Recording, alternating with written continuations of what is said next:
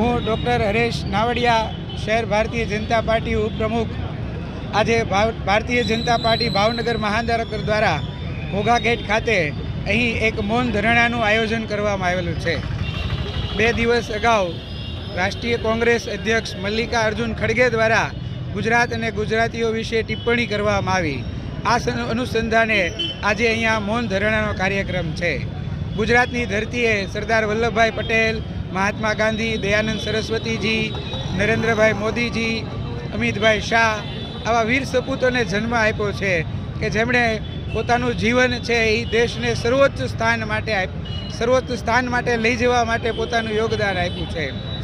તો આ ધરણા અને પ્રેસ મીડિયાના માધ્યમથી હું ગુજરાતની જનતાને કહીશ કે આ કોંગ્રેસને આગામી દિવસોની આપણી ચૂંટણીની અંદર એવો કરકરો જવાબ આપવો જોઈએ કે 7 જન્મ સુધી આપણા ગુજરાતીઓનું આવા કોંગ્રેસીઓ કે આપણું નામ ન લઈ શકે।